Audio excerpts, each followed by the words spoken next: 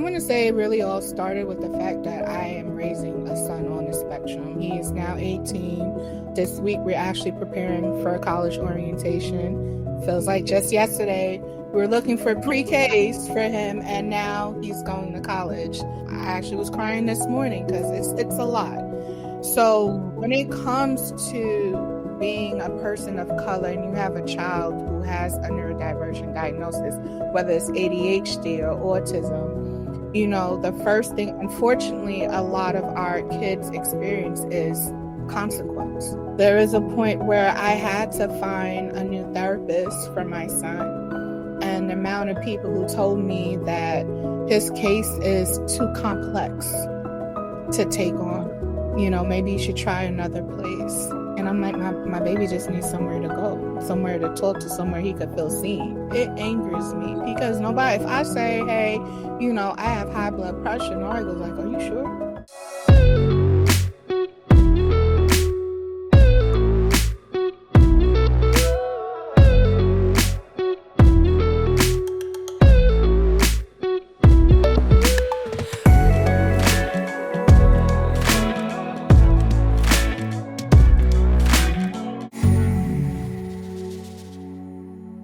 Hi, and welcome to another episode and another season of the Woman Witness podcast on the Woman Witness TV network. I'm your host, Leah Fortier. Here on this platform, we bring to you voices of dynamic women that are out there making a positive impact in their lives, in their family, in the community around them. Women of faith, women of resilience, women who have been through something, they have battled, and they came back strong enough to grab a hand of another sister and be a witness. Today on the Woman Witness podcast, we are joined by a powerhouse of the guests in the mental health education and advocacy world. Dr. Martine Laventure, she is a licensed master social worker with over 15 years of experience and the founder of Leventure Consulting Services, LLC, where she is shaping how families, schools, and professionals approach culturally responsive care to neurodiversity. Dr. Leventure wears many hats, from social worker to therapist to author, speaker, and through every role, she stays grounded in one mission, and that is supporting marginalized communities, especially Black and Brown families that are raising neurodivergent children. In this conversation today, we'll be unpacking the emotional labor parents, especially mothers of color, are carrying and navigating the systems that often overlook their children. Dr. Leventure brings both her clinical insight and also lived experience to the table, offering tools and strategies that are not only relevant, but usable tools for right now, from autism advocacy to school-based mental health, where we're going to dive into it all. And Dr. Leventure is going to leave us with some tips and tools to take in, some tips and tools on how we can start using them in our families today. I am so excited to introduce my guest today, Dr. Leventure. Hi, Dr. Leventure. Welcome to the Well. How are you? I'm good. Thank you so much for having me on today. I really appreciate it and excited for our conversation. I'm excited too. You are out there doing a lot and wearing many hats. You know, I love how God can give one person so many tools, and it's up to us to actually put them to use, put them out there so other people can learn and grow from them. Don't get ahead of ourselves here. I want to jump into our conversation today. I know I introduced you. I know you are wearing many hats, but for the sake of our conversation, I want you to start with the emotional labor piece. What does it actually look like to you, and how does it feel for parents who are out there trying to figure out this space, this foreign space, maybe to many? I'm going to say it really all started with the fact that I am raising a son on the spectrum. He is now 18. This week, we're actually preparing for college orientation. Feels like just yesterday, we were looking for pre-Ks for him, and now he's going to college. So Oh, wow. with everything that we went through and are going through with raising him, I, for one thing, never take for granted the fact that I am a social worker. So some aspects of it may come a little bit easier for me than the families and teachers and other providers that I work with. But it still doesn't take away that I'm still going through the red tape, the battles, the fights, the tears. I actually was crying this morning because it's a lot.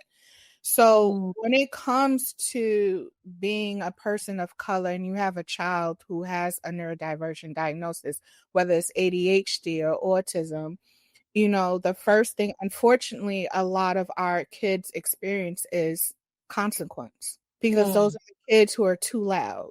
Those are the kids who are not following directions. Those are the kids who get into fights. Those are the kids who aren't doing their homework. Those are the kids who aren't understanding their work and failing, right? Those are the kids who are at home, are always into something, or maybe the child that a parent down the street like, what I tell you about hanging out with little JJ and, you know, all of that. Those are those kids. And that's the first thing that they're introduced to, that I am bad. I've gone through something and what you're doing is all wrong. I could speak from experience. That's what I went through. As a person with ADHD, I could go back from elementary school and think the amount of times my mom came up to that school to have a parent meeting because it was always this close to kicking me out. You know, or sometimes when it was a tough topic, I could not understand it. Instead of saying, hey, I need help, you know, I was busy talking to Sarah next to me or Johnny across the way because I needed a distraction. So that is one thing that really spirit forwarded with me to be like, you know what, Martine, you have to be out there. And thinking my own lived experience, thinking of my child's lived experience, I have to be a voice because it is hurtful. It's hurtful to have a child having to advocate, well, I didn't do, well, I don't know, I'm confused, as well as a parent that says, I don't know, I'm confused as well. And listening to other providers or teachers saying that, well, your child has a behavioral problem, but not looking at the whole picture. And even when you do take your child to doctors or providers, we have to look at the forms that they're using, the intake forms. Are they really culturally comprehensive to understand who we are as people of color? They're not, because the questions that are being asked is not taking into accountability who we are and what we go through as people. So then you're ready. That's your first label right there. Right. Unpack some of those questions, Dr. Leventure, because I think maybe perhaps we don't know that some of these questions are marginalized or stigmatized, if you will. Talk to us about some of those questions. Well, I could start off with saying, like, you know, basically the demographic questions. Yeah. We have a lot of people who are, you know, Black and brown who come from other countries. We have a lot of immigrants who are raising American children, where they have to still be able to instill their own cultures and values from back home into what the American way is. So when those two worlds collide, you have a family being told you're doing it the wrong way, or, you know, the child is trying to fight against those cultural norms that parents have. So when you're sitting in the office, they're just looking at it as like, well, this family is aggressive. This could be abusive. Next thing you know, you have a CPS call because the way you do things is look down and not understand, like, you know what, this is culturally what it's supposed to be, or necessarily, like, you know, doctor write down child has issues with eye contact throughout the session. However, culturally, some families are like, you know, you're not supposed to look an elder in the eye. Elder in the eye. Oh, that's good. That is good, Dr. Martine. And I can agree with a lot of that, especially now. I believe some of these questions are getting a lot aggressive, if you will. Let me ask you, what are some of the most common misconceptions that people have about mothers raising neurodivergent children? One of it is you did something wrong while you was pregnant with your child. It was your fault. You know, you allowed things to happen with that child. You know, you're not disciplining them the correct way. Or, you know, back in my day, I would have done this way. Why are you allowing this to happen? So it makes that parent feel weak. It makes that parent feel like they're not doing what they're supposed to. Right.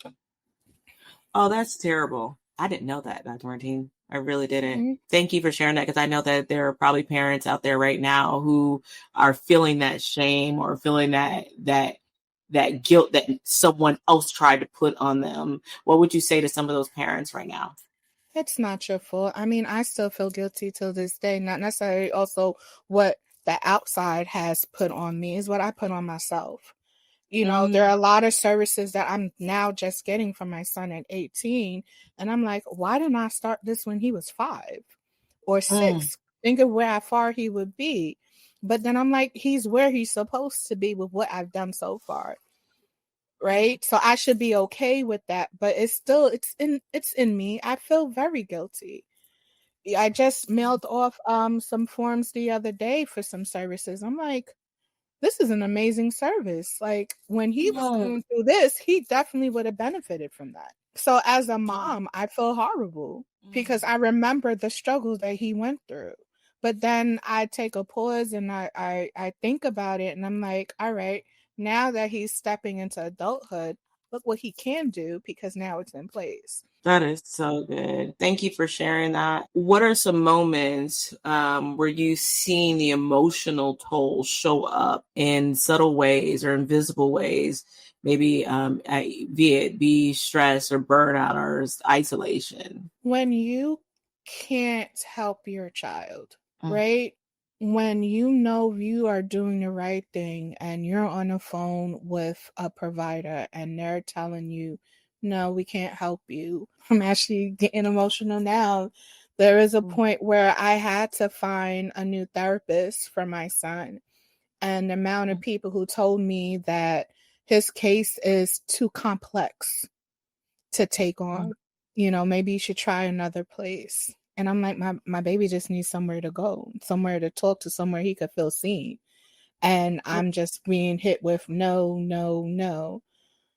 It takes a while to find these services. Or, because he is emotionally intelligent in some ways, because his mom is a therapist. He's been in therapy since he was 7. So he does have some vocabulary that shows that he's been in counseling for a very long time. And especially if it's a topic that he's comfortable with, he is going strong. And I've had people tell me, providers, like, you sure you want to keep this diagnosis for him? He seems fine. And then I'm like, what do you mean he seemed fine? Or you sure he's autistic? What does autistic is supposed to look like? Tell me what a physical trait that is supposed to be, and then I could give you that answer, but it's not. He's a person. He looks the way he's supposed to look like. But that doesn't mean because he looks the way he looks that he's automatically autistic or not. Oh, this is a good topic, Dr. Martine, and I would love for you to discuss more. I've had plenty of guests here at the well, and also personal friends and family members who have heard those words before. Are you sure? And, as a mother, talk to me about what that question does to you. It angers me. It angers me because nobody, if I say, hey, I have high blood pressure, nobody goes like, are you sure? Right. Like, should you want me to go check that, get that monitor on you, sure? Or am I diabetic? Do you want me to do a finger prick for you? No, nobody ever questions that. So why should it be questioned for him? And then are you sure? It is a lot of underlining things. You're basically saying, like, are you sure you want this heavy label on your child, your Black son at that? Because he's already going to go through a lot as a Black male. Now you're going to add this disability onto him. Are you sure this is what you want? Oh, I didn't even think it that far. I've had a lot of parents tell me the reason why they haven't proceeded with the full evaluation is, what am I going to tell to my families, my friends? And then that's when the isolation hits because, little Johnny may have tantrums because he's overstimulated in public spaces or loud noises. So then you wonder why Keisha hasn't been coming around to hang out with you and your family anymore. Is because she doesn't know how to manage Johnny and explain what Johnny's needs are to the whole, to whether friends or family. There's a lot of times I've declined invitations to go places because after doing my research, I'm like, this is too much for him to do, and I'm not going to put him in an environment like that. Has nothing to do with I don't want to hang out with you guys, is what's best for him. Or if I'm going to leave you with him, are you going to be able to pay attention to what his needs are? And I have a lot of families who go through that, and I've gone through that. Oh, and I can now see what you're saying with the isolation process. Mm-hmm. I want you to get into it a little bit. I know we got to book you. For those who are listening right now, maybe they're starting out, Dr. Martine. And maybe they're just now getting to the point where, they're noticing that little Johnny is different. They're noticing that there's some things that, they're struggling with, but they don't want to get that diagnosis. They don't want to step into that. And they're finding themselves becoming more and more isolated. What would you say to those parents right now? Seek support. Go. There are what I'm loving right now. I mean, there's a lot of people who are saying like, why is it all of a sudden all of these kids are diagnosed with autism? Like it wasn't like that back in the day, but not realizing that more research is there, more resources are there. So with the more education, the more diagnoses we're going to get. Because when you think about it, like, you know what, when I was in high school with such and such, he did, but think about how that person lived for so long and having to mask through a world where that didn't understand them. Right? There you go. Go ahead. No, you're right. Please go ahead, Dr. Martine. You're right. And that's what you were saying at the beginning, where these kids, they're always in trouble. They, and that may not have been the case. It probably wasn't the case. They just needed some extra help. And that's just what it is. And I'm even thinking of I didn't find out that I had ADHD until about 2-3 years ago. And that was through a conversation with friends who are also in the field. And one of my friends said, like, you know what? I just finally went through the process and I have ADHD.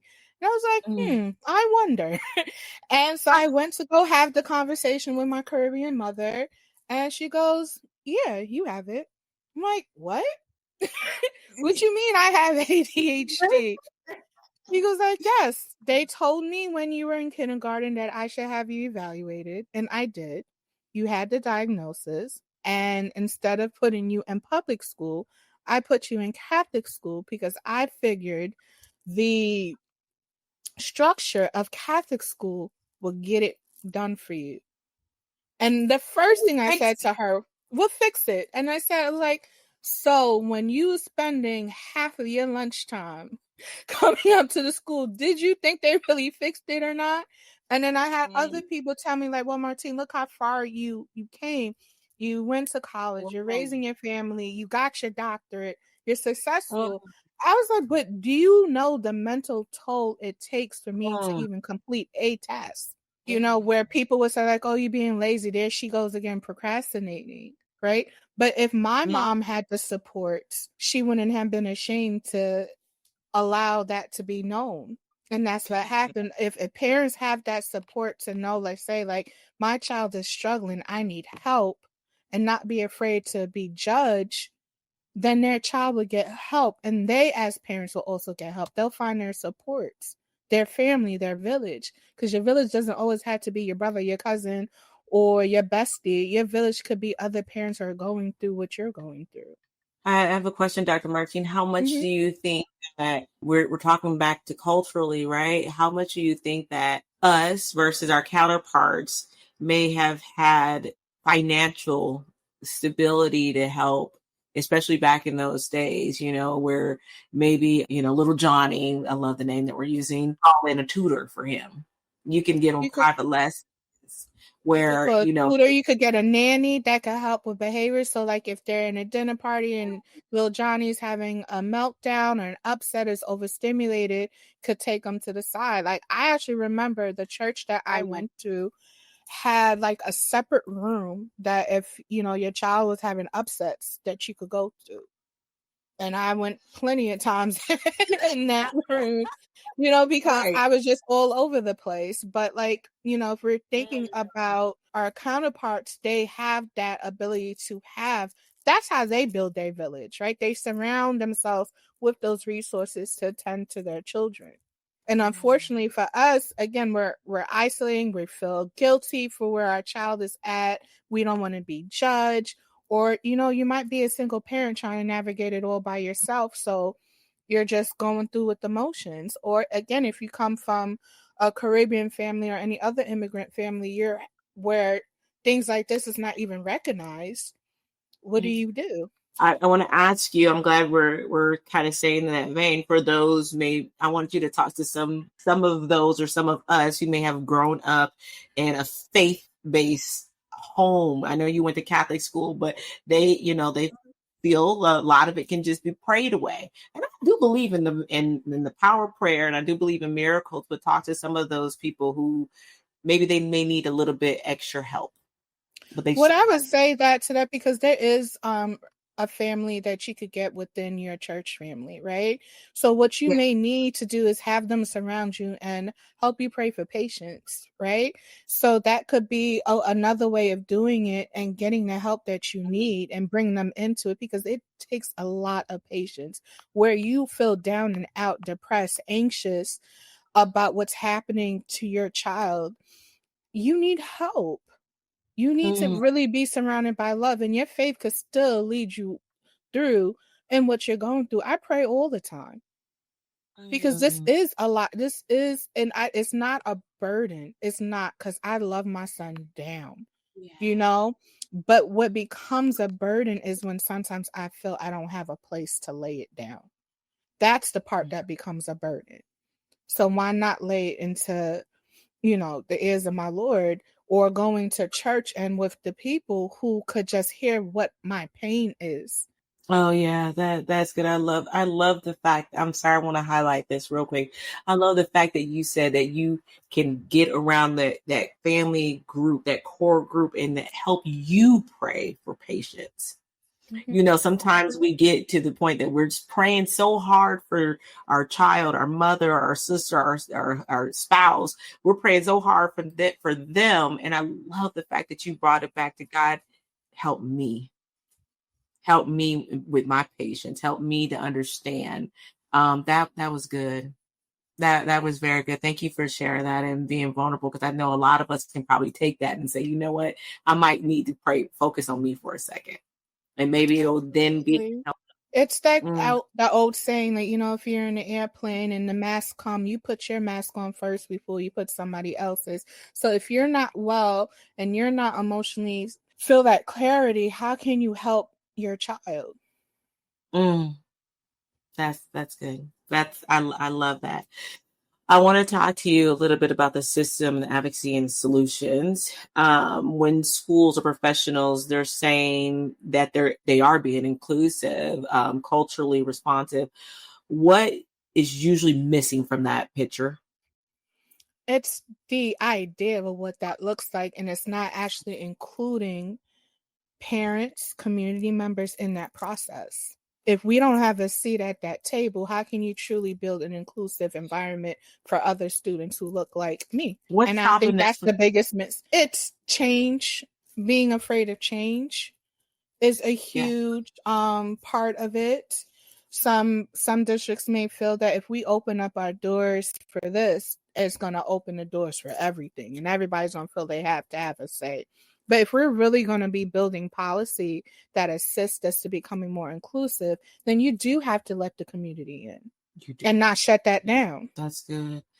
What are a few simple but powerful shifts that you feel that schools, clinicians, that we could change in our community that could make today be a better support for neurodivergent kids and family? Look at the bigger picture, the whole child. I feel like we're always putting triaging issues and not realizing that after we triage, guess what's going to happen is going to happen again, right? But if you're not trying to take care of the issue at the core, it's going to keep repeating itself. So look at putting policies in place, training. There's always trainings. Like you get your degree, it doesn't stop there. Sign up for those trainings to teach you. There are a lot of speakers out there, a lot of providers who are trying to spread the word. Take on those classes. Professional development does not hurt anybody. Wow. Do you think a lot of these classes, and you would know more so than me, do you think these classes are available for teachers, available for aides, or available that they can, that are mandatory? Is that what you're saying? Like mandatory training? We do have mandatory trainings, like every place, whether it's a school district, a regular 9-to-5, an office setting. We have like those core trainings that everybody has to take, and they may sprinkle a little diversity training here and there. But however, a lot of teachers and other professionals, their licensor has certificates, and part of holding that licensure is to be able to take continuing education courses. Right? Because you have to continue to educate, because things are happening and developing like that. You have to be able to keep up. That's good. And that way you don't leave no child or family behind. Let me ask you, in your work with families, and I know you speak with a lot of families, you help counsel them and help them through this. How do you help them advocate for themselves without burnout or burning out?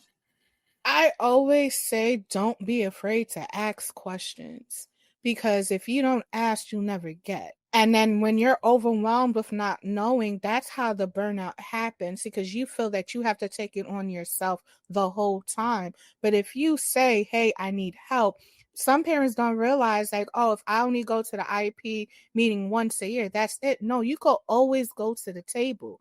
You could always say, hey, there's been new developments with my child as per recommended from their doctors, their therapists, or what we observed at home.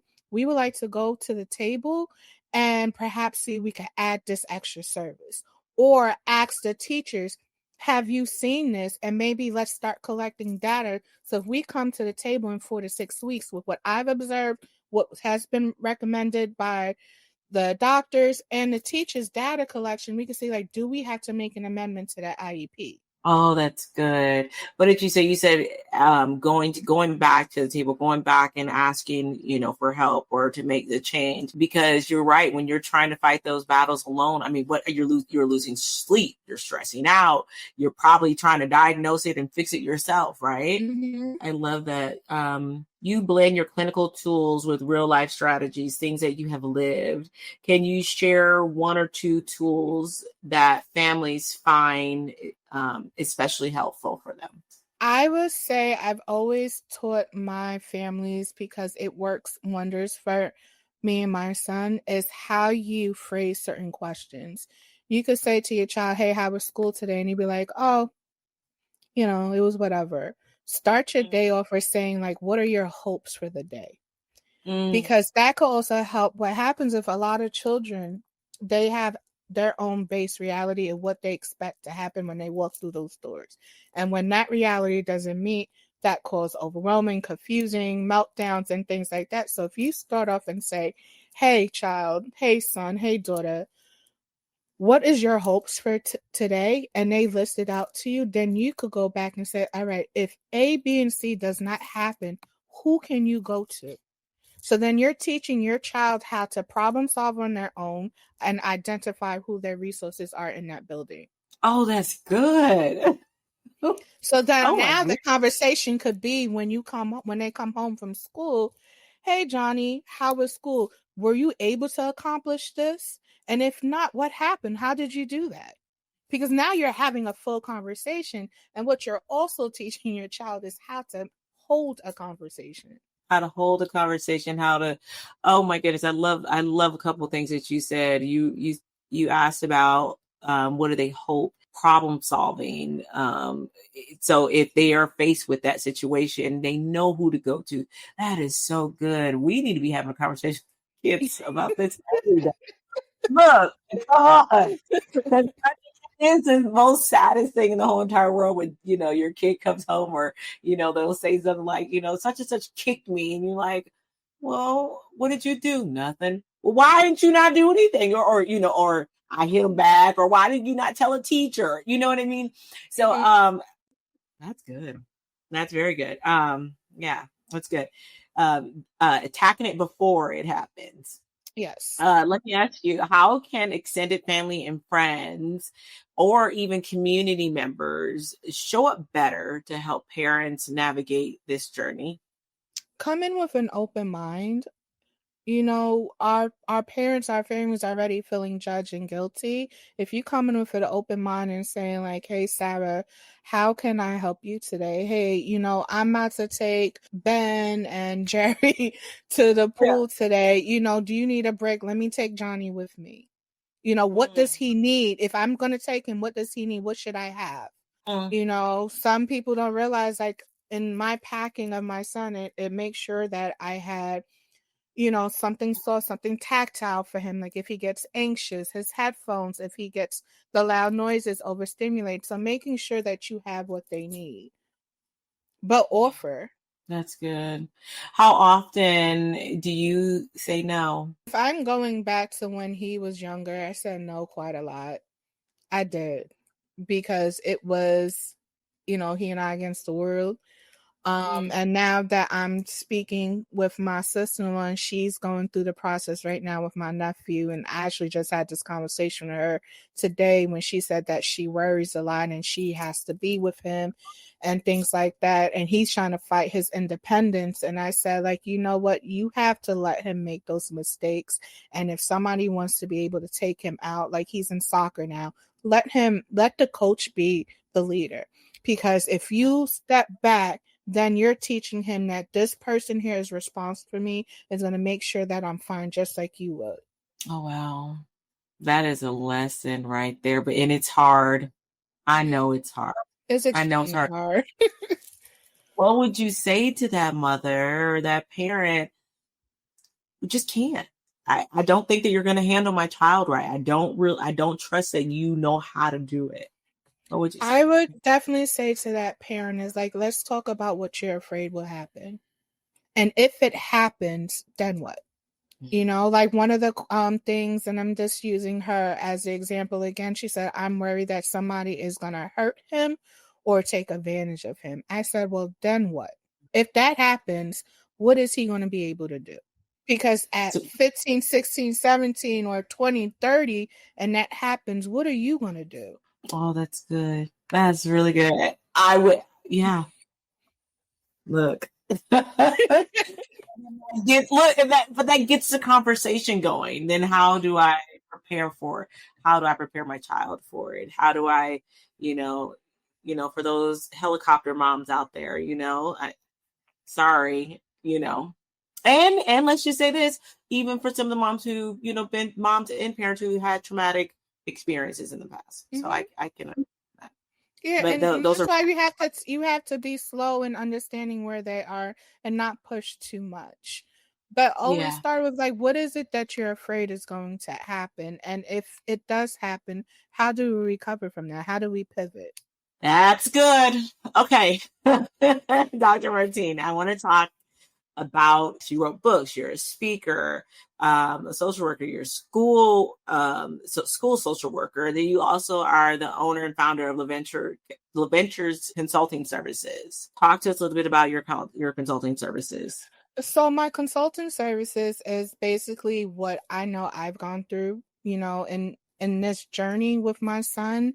And that is helping people beyond my workspace, beyond my small little community of people that I know. And how can I take, what I'm knowledgeable about and spread it to, Johnny's mom out in Nebraska, or Johnny's mom in Florida. Like, how can I spread that around? So I feel that having this platform allows me to do so. I've had a few parent support groups. I had some families out in New Orleans. I've helped providers in Oklahoma, upstate New York, so various places. But if I wasn't for this platform, I wouldn't have been able to reach any of those people. Wow. God gave you a message, and he put something inside of you that, even as you said this morning, you were in tears. Mm-hmm. You were still working through it. But even with your child being 18, for those people out there who have children that are 1, 2, 3, 4, 5, and they're just now figuring out, you can help them easily. You can help them overcome some of the things that got you stuck. And I love what you're doing and how you're doing it. I want to ask you, what role does your faith play in all of this? It's everything. That's from my grandmother. She instilled faith in me. Always a prayer. She has since passed back in 2019. And as a matter of fact, on my nightstand, I have one of her prayers in her handwriting right next to me. So when I lay my head, when I open my eyes, that's one of the first things I see. I'm getting chills. Prayer works. Prayer works. It really does. And understanding how my faith has worked with me through this journey, because you do feel alone a lot of times. Even when you're not alone, you do feel alone. But if you know that you have your faith, that right there is so comforting. Yeah. It really is. It's very comforting. Yeah. Lets you know that there's still hope. There's still Absolutely. hope, and you can turn it into, as you said before, you have a platform where you're helping so many people. And I love having people to come on and share their lived experiences. I have a handful of people that are very close to me. As soon as I get your episode out, I'm sending it to them, because I know the countless nights that they stay up crying. Mm-hmm. I know the frustration that they experience trying to find schools and worrying about programs being cut, and all of a sudden one day your kid's in school and now they're not in school, and how do you go to work and how do you navigate around that? So I love that you're coming in here and you're sharing that. Let me ask you, that is a good question. Mm-hmm. What happened when your kid is going to school? What happens when your kid is in a program and all of a sudden it's cut and you still got to work? You still have to show up and be, do the job that you're supposed to do. So how do parents navigate that? A lot of the times, ahead of time that they're going to lose funding because they tell you. And if that's the scenario, always ask, like, what does the referral process look like for somewhere else? Right? Or if you're part of a program where there's a lot of peer support, look into your peer groups. Look into your family groups. Like one of the programs I have my son in now, I actually found out through another parent. And, we're making it work right now. And that's actually why the college that he's going to, because they have a program on campus for people who are on the spectrum. So they're going to be helping him going through that transition. That's good. So pay attention to those notices. They're not going to go away. And it's sadly as it is, they will end funding like that. Yeah. Also go on the websites for like national associations for autism or things like that. They are always posting resources, so you're able to find another program and get the help that you need. Okay, thank you for sharing that. If you could reimagine, Dr. Martine, how support for neurodivergent kids and families would look like from ground up, what would your new system look like? The first thing is taking away those barriers where we have to teach our neurodivergent kids how to live in a world that is not like them, and instead living in a world where they're understood and they don't have to mask all day, that they could just walk into environments and it's already sensory accommodating. Like, some people don't know that certain organizations already have it. Like, if you go into an AMC movie theater, your child likes movies, but it's too loud, you could go ask the manager to lower the volume and they will. Yeah. You could go to certain theme parks and they already have that, but let it be the norm. Why is it that you have to do all of this? It should already be the norm. Wow. That's how I envision it, that instead of forcing our children to assimilate into our world, why can it already be where it's okay for everybody? I want to refer back to my son's college essay when he says, why is it that I'm looked differently because I experience anxiety or this and that when everybody else does too? So if it's something that we all go through, why is it that I have to be isolated and looked at with a whole diagnosis? Why can't it be that across the board, things are okay for everyone? He wrote that? Yeah. Cried. I cried like a baby because I didn't know that's how he felt. Wow, you made me cry. Wow. So if we're looking Wow. at the system, we have to make sure that the system just aren't looking to make it better for one group and have their own thing, but it's just better for everyone, where again we could walk into an environment and it's already prepared for us, because what we go through, everybody else goes through. Yeah. It's beautiful. Thank you for sharing that. And I do believe it's possible, Dr. Martine. I do. I mean, they make adjustments, and for everything else, I think we could do that as well. What is one thing that you wish that every parent of a neurodivergent child could hear and believe? I would have to say that at this very moment, it may be hard, but as a parent of a neurodivergent child, you know the very next thing they're going to accomplish something they've been struggling with. I thought it was it for my son. He was nonverbal until he was about 5 or 6, and he's talking up a storm. So those small gains and make room for larger gains. Can you give some hope to some parents who are at that 4 or 5 year mark? What can they look for? What can they do, if anything? Do some research. There are a lot of research out there where people are looking into natural things, changing diet, changing their environment, what they're exposed to, and we're seeing a lot of great results from that. I will also stress therapy, family therapy. It's a lot for you as a parent, but it's also a lot for the child. So let's go to family therapy. I encourage that wholeheartedly. Wow, Dr. Martine, that's a testimony right there. That's a story right there. I love that. Lastly, before I let you out of here, I want you to tell us, how can listeners support your work, whether they're parents, educators, or they just want to help? You could reach me by visiting my website, which is leventureconsulting.com. You could book a 15-minute consultation with me and see how I could help, whether it's your organization, you as a family, or you just want to share resources. You can also visit me at my Instagram page, which is Leventure CS LLC, or you could shoot me an email, which is also leventurecsllc@gmail.com.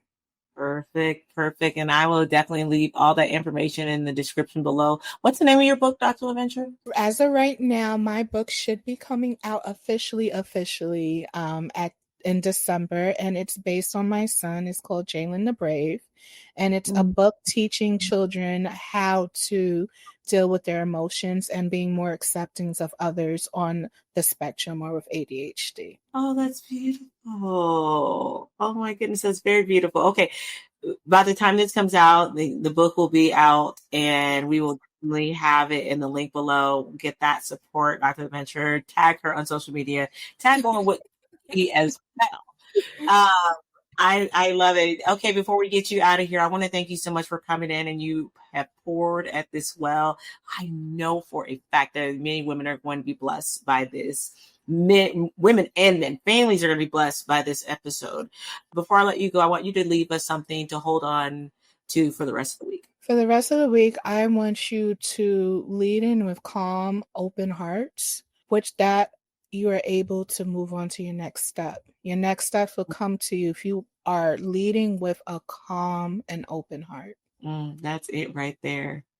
Oh, that is it right there. Love, let love in our hearts. It's so hard to, especially if we're battling frustration, if we're battling being overwhelmed. We have so many things on our plate. It's hard to lead with an open heart, but I hear you, Dr. Martine. Be intentional about it. Try. Okay. All right. That's it. I won't